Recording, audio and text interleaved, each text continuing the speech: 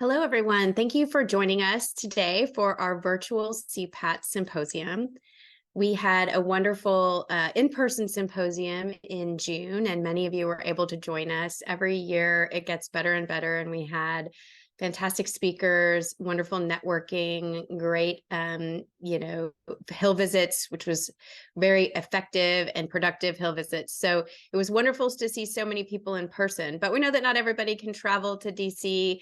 And so that's why we have continued to have virtual symposiums as sort of a complement to our in-person symposium. So we have a great agenda for you today. We're going to talk about health policy. We're going to hear from some of our incredible Elevate ambassadors from last year's class of Elevate ambassadors who've done some amazing work in their communities to improve survivorship care.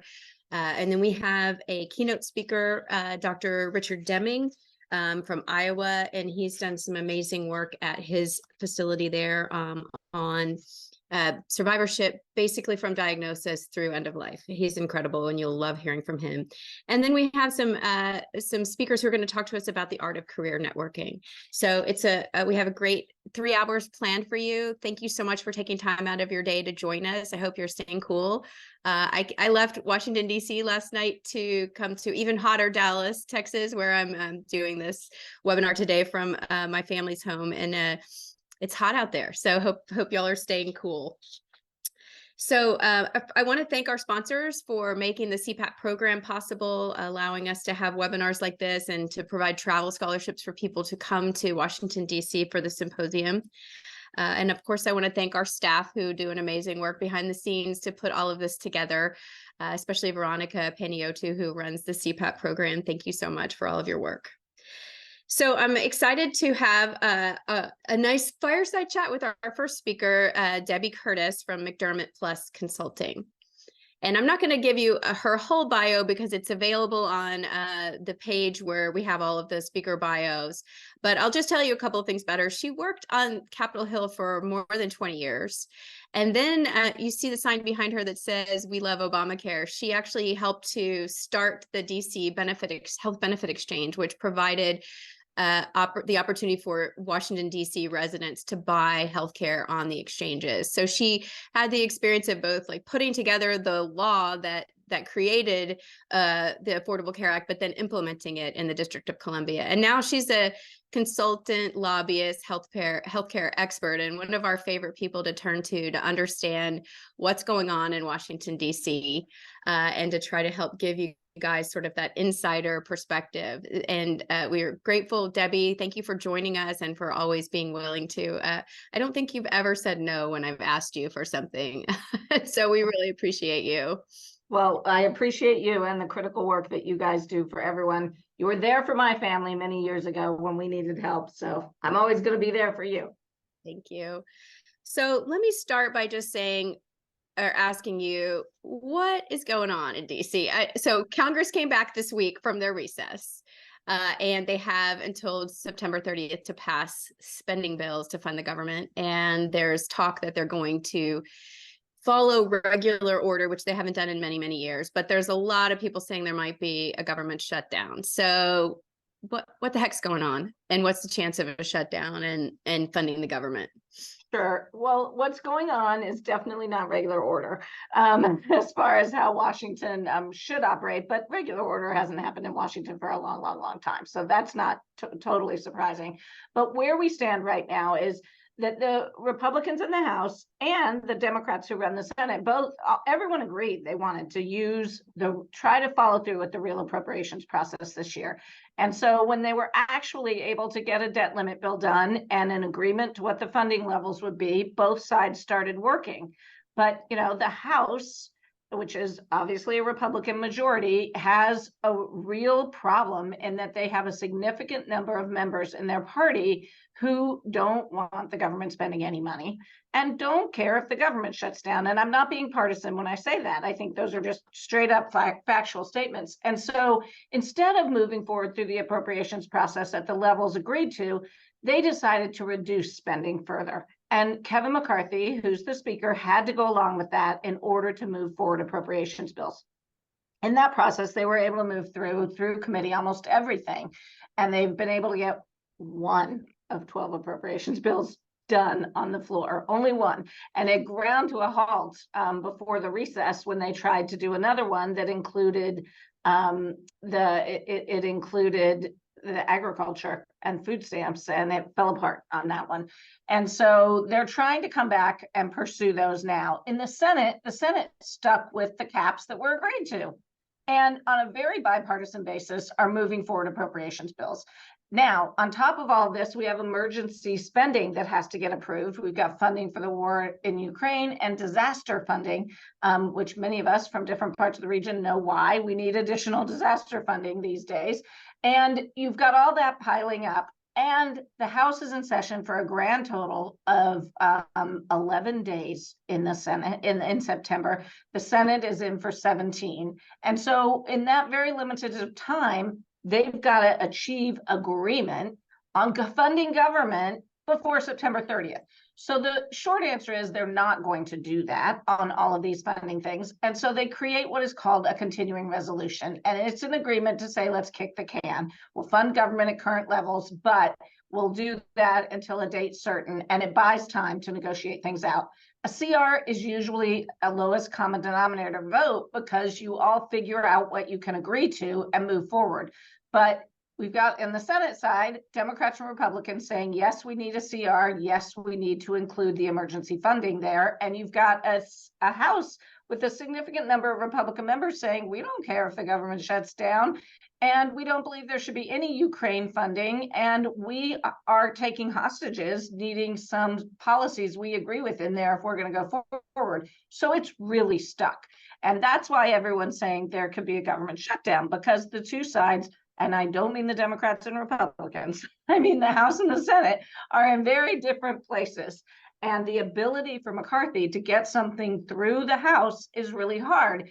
What most people think will happen, and I will stop talking, Shelley, is that they will have to get Democratic votes in the House to get something done. But for McCarthy, that's a little bit existential, because if he relies on Democratic votes again, which he had to get the debt relief bill done, he could have a vote of no confidence called and could no longer be Speaker. So just for those few minor reasons, that's why we're in a real quagmire right now in Washington. Okay. So given all that, first of all, you don't ever have to stop talking because that's why you're here, because you're the expert. But given all of that, what's the percentage chance that we're going to have a shutdown, do you think? And how long do you think it might last? I mean, the shutdowns never work out well for anybody involved, but I know that there's folks who just don't care and are willing to let that happen. Right. Actually, I just read a great quote from Senator Murkowski, who said, to the two really directed at the people saying, we don't care if government shuts down, no one will notice. She said, come to Alaska. The last time we had a government shutdown, we couldn't get licenses for our crab fishermen to go out, and it halted people's livelihoods. I mean, that is the thing. There are real world impacts to this. And while you can, blithely say it doesn't matter, it does. And there's tons of instances. The longest shutdown we've had is 35 days. I think the likelihood of a shutdown is high, because I think getting to agreement is very hard. So I would probably put it at 70% that there's going to be some kind of a short-term shutdown at the end of the month. But if we have that, I don't think it's going to be a long shutdown. I think once the consequences start being seen, and believe me, there will be a lot of people showing those consequences and highlighting them, that there'll have to be some kind of a concession made. But then all that's doing is buying us time to get to the end of the year when it could happen again. So let's not kid ourselves. We're in precarious times for the rest of this year. Okay, thank you. That's very helpful. Not great news, but not surprising from what I've been hearing and following all of the news. And so thank you for explaining all of that to us. So the next question I have is really about how, and you've touched on it when you talked about the fact that there's a lot of Republicans who just don't want to spend any money. So I'm wondering, because we've been working on the Comprehensive Cancer Survivorship Act, we had our advocates talking about that on Hill days. Some have met with their members of Congress in the district. We say it's bipartisan because we have one Republican co-sponsor in the House, Representative Brian Fitzpatrick. And two members of his own party are trying to unseat. And yes, and in fact, in one of my Hill visits, they said, "Well, he's sort of a Republican," Yeah, which I thought was not very kind. But no, not very kind at all. there and no Republicans in the Senate, and cancer used to be a bipartisan issue. I think it's still somewhat a bipartisan issue. I think, but they don't want to spend any money, so we're having trouble getting people on board with this, even when we talk about how important it is, and we have data to back up some of the things that we're asking for. So what advice do you have for us as advocates in talking to our legislators about why this is important, and in trying to get more to come on board, both Democrats and Republicans, but specifically, how do we overcome, or can we overcome, those objections from Republicans? Yeah, I think for this year, it's going to be really, really hard. But I think for building co-sponsorships, so there's two different, like getting co-sponsors so you have more people supporting something so that you can prepare for the future. And then there's getting something done this year. I feel like getting something done this year is virtually impossible. I mean, we can talk in a minute about what is probably moving on healthcare, and how difficult it is to do much because they frankly just don't want to spend any money, and that just puts barriers to everything. But if you're trying to build co-sponsorship, so you're building support, I mean, honestly, with cancer, I think you have to make it personal. We all know people who are cancer survivors, and who, the care that they need, and and then I'm just going to go here. I'm going to say it. Steve Scalise should be met with soon by somebody. He was just diagnosed with multiple myeloma, and people's views change on what you need when it's you that suddenly realizes what is needed in the health system. Because if you get cancer and navigate this health system, it's not where you really want to be doing that. So I think you got to make it personal, and just try to figure out who has family members of Congress. You can read that news and go in and talk about why this critically matters.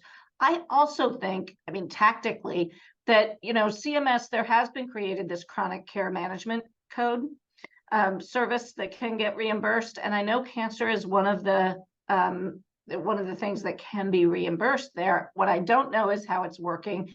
And if you think about with the administration, when I took a quick read through the bill today, I thought to myself, wow, if the administration wanted to and had the incentive to, they could do some of these things and build out more, because it fits very much in their equity pillar of making sure all people get the care that they need. We just saw today them come out with, it was yesterday, but a new proposal to ensure people with disabilities in our health system actually can access the services they need, and start penalizing providers who aren't set up in a way people with disabilities can get into their offices, for example. So I think it fits really well with the Biden administration, and I would really urge a two-prong approach: building the support in Congress, but also then having those leaders in Congress, Debbie Wasserman Schultz, Fitzpatrick, in the Senate, Ben Cardin while he's still here, and Klobuchar, having them pushing CMS to potentially doing more in the next Medicare physician payment rule next year, maybe. Well, that's a great point. And actually, in the physician fee schedule, the Medicare payment that you mentioned, proposal for which our comments are due on Monday, they are doing some of this. So I think you're absolutely right that the administration cares a lot about, they have the cancer moonshot, and it's obviously very personal to them. And they have proposed some codes that would reimburse basically for patient navigation. So I do think that, that we can continue talking to them about other ways they can try to implement some of the pieces of this legislation, because obviously we know that legislation isn't the only way to get things done. So I think that's a great point about the administration and what they can do. And also the advice about making it personal. I think, that's, we kind of try to keep track of, the connections we know of members of Congress and their staff to cancer. And so if you as advocates know of cancer connections, you can always email us and let us know, because we kind of keep track of that and use that as we're talking to members about the bills that we're working on. So, Debbie, you mentioned what might move for healthcare. So what do you think is possible this year or in this Congress to move? Sure.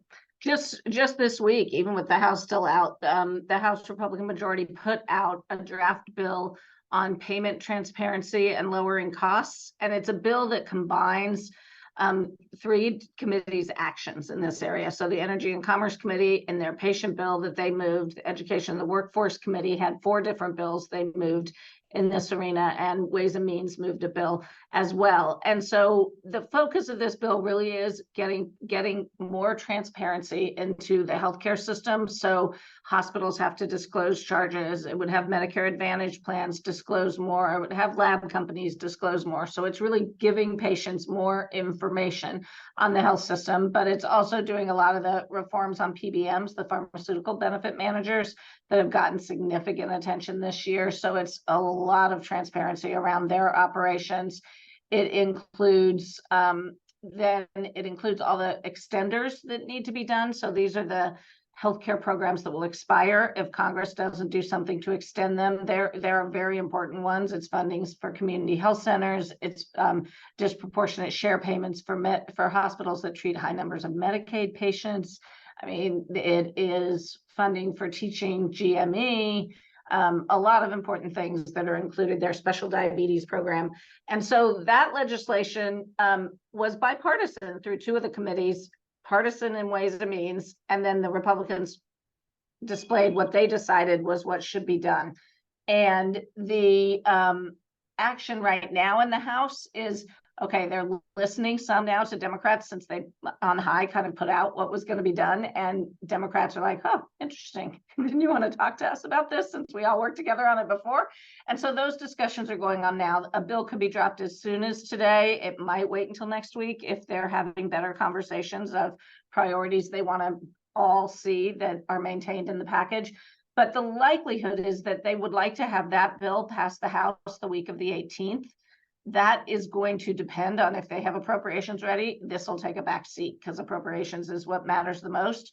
But this lets them take time on the floor, which is helpful, but it also lets them send a bill to the Senate where the Senate hasn't passed something, and it strengthens their arms in negotiating at the end of the year. Now, I mean, there's a lot of uncertainties with this. The problem Republicans have on the House floor is if they bring a bill and allow amendments, they get all kinds of amendments that quickly make the bill be not a bipartisan bill. And so they're trying to figure out how to manage that. It could even be, if there's enough consensus, they do it through what's called the suspension calendar, which is a way you can bring a bill on the House floor, and as long as it gets 2/3 of the vote in support of it, it can fly through and go to the Senate. So we'll be watching to see how that goes next in these next couple of weeks. If it doesn't happen, it's just because they're focused on other priorities. There's not a reason they have to do this right now. So that will at least get something to the Senate.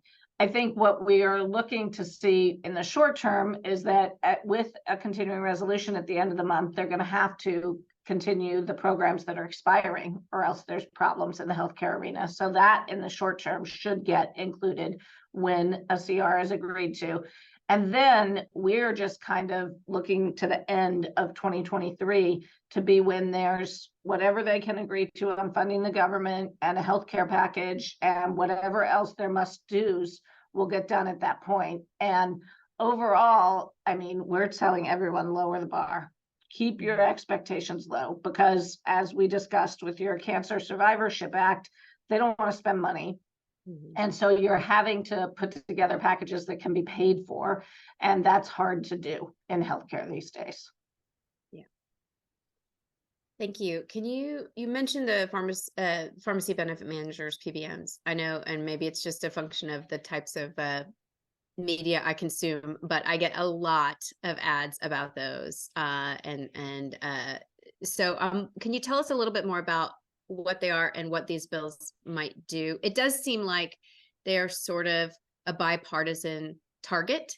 Maybe there's not agreement on what to do, but everybody is there. They agree that they're bad and that they're targeting them. So can you just talk a little bit more about that? Sure. I mean, the PBMs are the entity that basically they're the way they're most easily described as a middleman in helping to get, when you get a prescription drug, it's managed through a pharmacy benefit manager for your insurance company. And what has happened over the years is that these companies have worked out all kinds of deals in order to lower prices or make profit. And so that, but it's really not transparent. You don't see it because you as the patient, you're paying your prescription drug at the end of the line.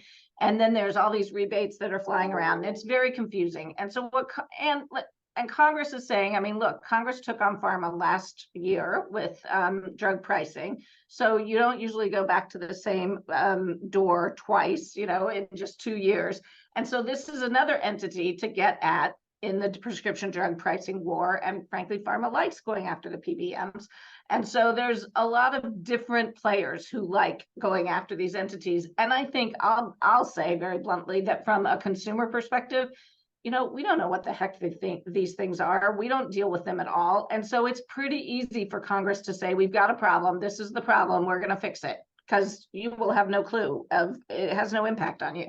And so I think that's part of the attraction to this, very honestly. But I also think there's a lot that can be done here. In the House, it's mostly been around the transparency and showing what they do and stopping some behaviors that they think are anti-competitive and are not value added to patients. In the Senate, Senator Wyden and Crapo, who chair and are ranking member on the Finance Committee, have been interested in potentially really even going further with them. So it's and really changing the way they operate and putting limits on them. And so we'll see where it goes. But if I were to pick one healthcare issue where I know there will be action this year, where I would bet, I don't know anything because it's Congress, you can never know what they're going to do, but I would bet a sure bet would be something on PBMs this year. And what do you think? I mean, I think transparency is kind of a first step, but it doesn't actually fix the problem. What do you think is a chance that a bill that went further, like the one that Senators Wyden and Crapo are interested in, would pass? Or do you think? I think there's definitely a chance. Again, I mean, it's just the PBM industry saying we matter. Nobody, there's no one else. Nobody's defending them. Yeah. And so I think it's if they can get to a policy that works, and that the fundamental here is, how does CBO, the Congressional Budget Office, score these proposals? Because, in the past, some things that would be thought in the drug pricing world to be savers have actually been scored as costers. And if it costs money, it ain't going to happen. So that's really a fundamental component of it. They've got to be working with CBO and make sure what they're doing is perceived as, a win for Medicare. So speaking of drug prices, we know that last year the Inflation Reduction Act passed for the first time, allowing CMS to negotiate drug prices. And last week we saw the first list of 10 drugs. They're all from the Part D program, so the drugs you would get at the pharmacy, not the drugs you would get through infusion at the doctor's office. And there were some surprises, I think, a little bit, because, well, first of all, there's only one cancer drug, but I think that at least I was listening to Dr. Seshmani from CMS talking yesterday about the data that they used, and they really looked at the cost of the drug plus how many people are using it. And they had different data that I think some of the analysts did. So a lot of, blood thinners, arthritis type drugs, things like that. So can you tell us more about, like, what are the prospects? And there's a lot of lawsuits too. And I know that's not necessarily your expertise. I'm not a lawyer. I have to disclose that. There's still, like, CMS is moving along, but there's I think 9 lawsuits now. Yep. And so tell us a little bit more about how this is going and the implementation. What do you think will happen? Sure. I mean, there's always going to be lawsuits on anything that impacts an industry, in the pharmaceutical industry. I mean, they have money to do lawsuits. We see it all over the place. So that's no surprise that there are lawsuits. We did see one drop because their drug wasn't picked. So they said, whoops, we don't want to spend that money now. We'll hold off until we are picked. And so, you're going to have this fight move forward. What the administration is going to do is march forward doing everything they're doing, because they're doing this in a very thoughtful and out loud way, because they want the American public to see every step they're taking to reduce drug prices, which puts the pressure on the courts to probably not interfere. They would hope it puts the pressure on the courts. But I think the administration feels confident in the way the law is written and in what they're doing. And we're going to have to see what happens when these cases move forward. And our courts are not something we can predict much better than we can Congress these days. And so we've just got to watch it. But CMS is not going to sit and wait for that. They're moving ahead. And, you know, I would note that 10 drugs, you know, this is not as big an impact. In fact, Moody's just put out an analysis last week saying this is really not a big hit on the pharmaceutical industry. It's not going to have much impact. And so the cries that this is going to, you know, end up in no longer producing medications that people need to survive doesn't seem to be, from outside independent folks like Moody's, to be something they're worried about. So we will see. I noted that in the interview I listened to with Dr. Seshmani, she did note that after these were announced, there was no hit on any of those companies' drug or their stock prices. So that that's a good point. Seem to be concerned about what it's going to do. But that was their perspective, and we've engaged with CMS on it. We had two people from CMS come into our policy roundtable last fall, and they do seem to be very open to feedback. There are some listening sessions to hear from patients about the drugs that are on the list, and those are in late October, early November. They're trying to gather all of this data, you know, to use in their negotiation process. But it's a pretty quick time frame and turnaround. It is, but that's why they put it out a year ago. Like, these are the steps we're taking, really, you know, and they're highlighting every single step. And the Energy and Commerce Committee, I think the week of the 18th, I think it's on the 20th, they'll be having a hearing on oversight on this. So, I mean, you will continue to see scrutiny, no question. Yeah. All right. One last question. So we know that Dr. Bertagnolli, who's the director of the National Cancer Institute, was appointed by President Biden to be the director of the National Institutes of Health, which is exciting. But also, you know, we love having her at NCI because she is very patient focused and is and announced really last December, I think, just not very long after she was appointed, that she had been diagnosed with cancer as well. Or maybe it was more than last December, but anyway, she had her own diagnosis not long after she assumed the job. But so what's happening with that? Is she going, when is that? It seems like it's been held up. It has been held up. It has been held up, and it has not been held up by Republicans. It has been held up by Senator Bernie Sanders, who chairs the Health Committee through which her nomination goes. And his rationale for holding it up is that the administration isn't doing what he wants on drug pricing. Now, I feel like this administration is doing more on drug pricing than any other administration has. And they can only do what Congress authorizes them to do. So I would argue to you that that might not be the right target. But nonetheless, he has said, and it's not specific to her, he's going to hold up all health nominations until he sees more of what he wants to see. And to be honest with you, I'm not entirely sure what that means. I'm not sure the administration is entirely sure what that means. And she also ran into trouble with Elizabeth Warren, Senator Warren, who wanted her to really agree to stricter than the law requires restrictions around what she would do post being the NIH director, because of her concern of the back and forth between industry and government. And so I think it was last week, she agreed. Bertagnolli responded to Elizabeth Warren and said she would commit to not doing anything with the pharmaceutical industry, taking any money from the pharmaceutical industry for 4 years after her position were to end. And so Elizabeth Warren lifted her hold. And so now it appears to be Sanders who is the solo person standing in the way. So if you're from Vermont, maybe weigh in there because when we have friends like this, you know, I mean, we don't get a lot done. We have enough to worry about. But it's important to get that position filled. Obviously, it is a critically important position. And it would be great to get her in there. And I know the administration is working hard, but I can't give you a timeline. Okay. Well, thank you for sharing that and explaining that. And thank you so much for your time and joining us today. You are such a wealth of information, and I feel like you explained things so well for people outside the Beltway to understand what's going on inside the Beltway. So thank you very much, Debbie, for joining us. I hope you have a wonderful weekend. And I am going to now turn it over to my colleague, Veronica Peniotu, to introduce our next panel.